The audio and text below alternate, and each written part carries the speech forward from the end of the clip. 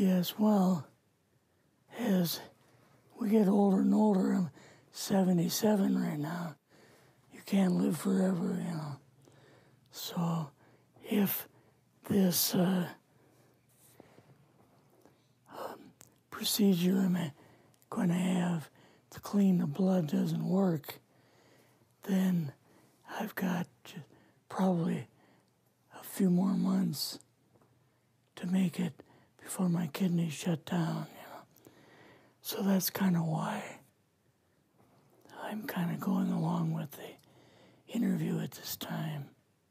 You're seeing that what you went through is just too important for people not to know about. Yeah. Yeah. Can you just, can we start at the beginning with your military career and just walk through what exactly your experiences were? Was drafted into the military and got into the U.S. Army. After that, I was sent to the Signal Training Center in eastern United States. What year would this be? 58. I went through the Signal Training course.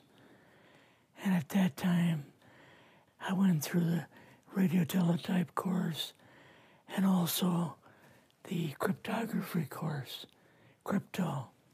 They had 5 instructors that were getting out of military service. So they pulled the top 5 students, and I was 3rd in the class. So I got pulled as an instructor. Now, were you at this time also working yet for CIA? No. Not yet? No. After one day, my boss came to me, and he said, how would you like to, make some extra money? And I said, oh, money is good. So he's explained to me that he could put it through, would have to get a top secret White House Q clearance for the job, And I thought, boy, must be a pretty exclusive thing, And I said, well, what is this? And he said that I'm director for the CIA for Eastern United States, And I said, oh, I didn't know that. And he said, you weren't supposed to. After about 6 weeks, my security clearance came through, and I got my CIA card. It was an ID card, like a credit card, where I could just go up to the door and slice it, walk right in. And my name at that time, I used a artificial name too. Never used my real name. I started working with him on the project he was on, and that was Project Blue Book, which was kind of partially a fraud. You're saying some of the Blue Book cases were, Yes. were completely fictitious? Yes. But the cases that we got came from, I think it was Fort Belvoir, Maryland. Mm-hmm. Fort Belvoir? Yeah. And it didn't come from the Pentagon, or it didn't come from CIA headquarters. But we would get reports about a certain sighting that they had in Mexico or Italy or something like that. And then we had people that would follow through on it, that would go out and interview the people to see if they were nutcases or if it was real, So they'd be going overseas frequently? Yeah, I wasn't, but I always stayed statewide. But the people we had working with us from the CIA would do that. We would get like a new report probably a couple times a week. I was coming into the Army fresh off the farm, so I really didn't have much knowledge of anything, but my boss filled me in on Project Blue Book and what they had found so far. as far as grays and aliens and the Roswell incident. How did you feel when this first got dumped on you? When you first learned about this? I was just kind of overwhelmed with all of this, you know. And I said to him, I don't know if I'm going to be able to be a judge of this type of thing. What's real, what's not, when I don't have much knowledge of it, you know. So... What did he say? He said, well, we have to build the information as we go, and you'll see how this thing is working out.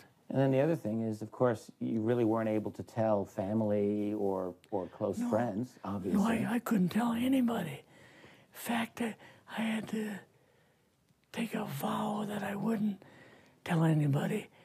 A lot of it for 40 years, and more of it for 50 years, which is up in 2010. You're doing all this crypto work. You're looking at images, photographs, video. It's 1958, maybe the fall of 58. What happened after this? At that time, the Project Blue Book thing kind of went pot, you know. If you remember, back in those days, they kind of declared it as a nothing, you know. Mm-hmm. Right. And they were telling the world all UFOs are misidentifications, hoaxes, balloons, psychological issues, whatever. Yes. Yeah. So my boss came to me and he says, we've both got a new assignment. And he says, oh, I said, where are we going? Oh, he says, we're going to the Capitol. We're going to be part of the Eisenhower push. He's trying to find out something about, all about these aliens that MJ-12 was supposed to find out, but never sent back reports to him. The MJ-12, the UFO control group, were they calling it MJ-12 at that time? Yes. They called us in, went into the Oval Office, and President Eisenhower was there and Nixon, and they said, we called the people in from MJ-12 from Area 51 and S4, but they told us that the government had no jurisdiction over what they were doing. So being a general, past general, you didn't tell them to go to hell without any real good reason, you know. Mm-hmm. So he said, I want you and your boss to fly out there. I want you to give them a personal message. And he says, I want you to tell them, whoever is in charge, tell them that to get in, they have this week, coming week, to get into Washington and to report to me. And if they don't, I'm going to get the First Army from Colorado, and we're going to go over, we're going to take the base over.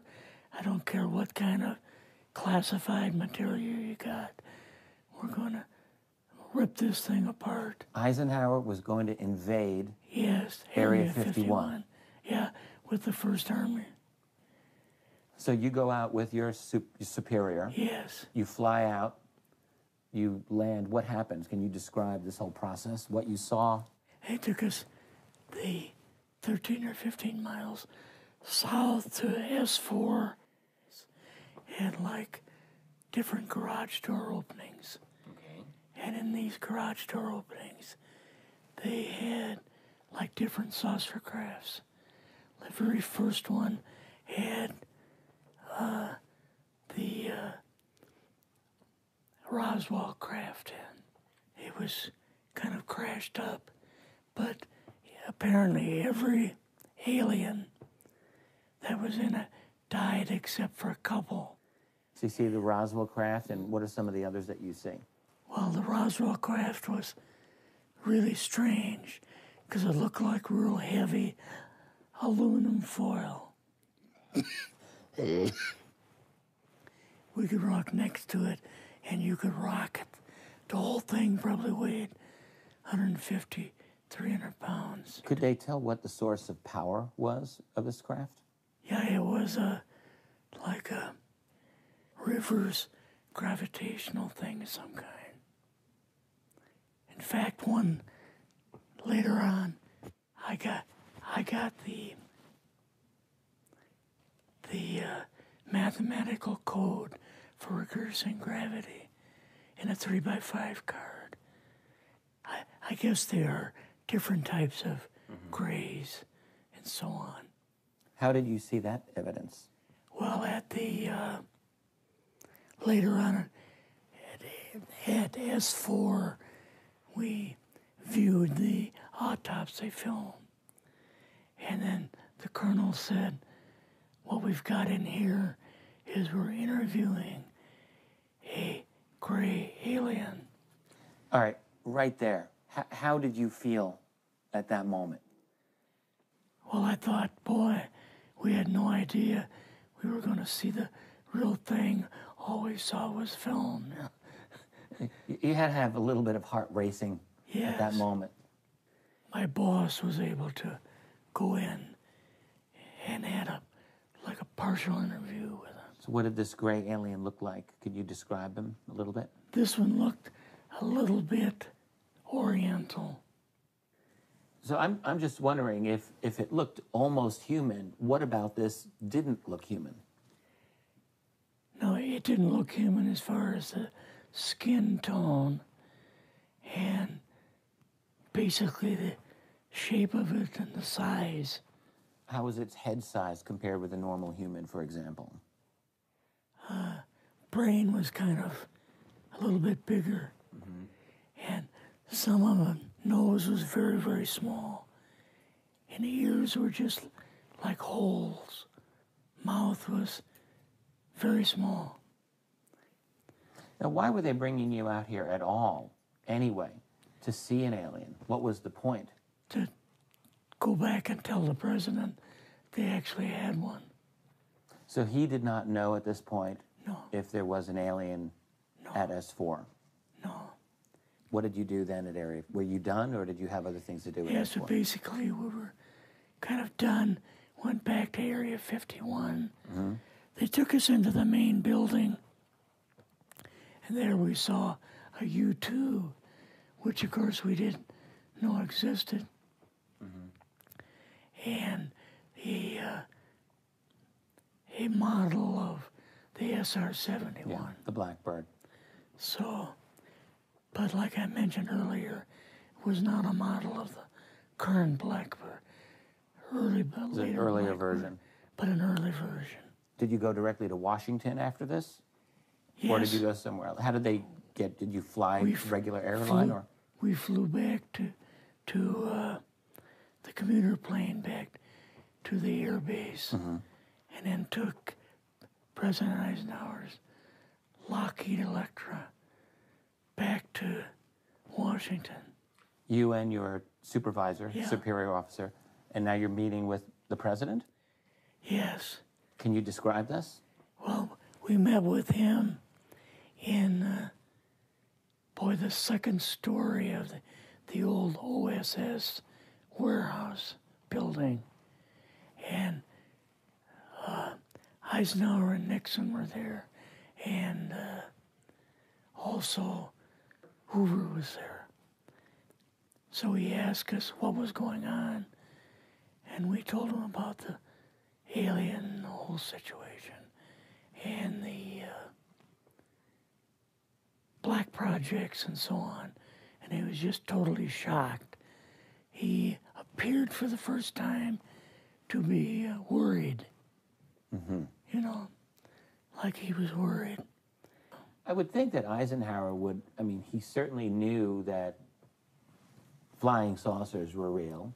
Yes. He knew that there were aliens. So I guess I'm just wondering, what would he have been, really surprised about? Surprised about the black programs. Eisenhower said, got to keep this thing completely secret. You know, can't talk about this. Your actual name is, I mean, the name you grew up with, that was a different name than what you had in the... I never used it in the CIA at all. Now, what about today? You're going on the public record, and this is still sensitive information, even though earlier you talked about, you know, security oaths that maybe expire after a certain period of time. 50 years. But you're still concerned. Linda Moldenhau's phone call, her phone was tapped, and they got my phone number, and through the telephone company, they were able to find me, and so on. When they found you, what happened? I was going to a grocery store. Two guys in a black suits come out of a black Lincoln town car and came over to see me. And they told me that I better not publish anything or talk to Linda about any more things. So at that time, I did, you know, I stopped. That was enough to intimidate you. Yes. Rather remain anonymous. Never show my face on anything. Really, thank you for doing this. Yes, this was, I guess, kind of a good idea because I feel much better having talked about it. I kind of feel like there's a load off my shoulders. Really? Because I had an awful lot of secrets that I had kept over the years.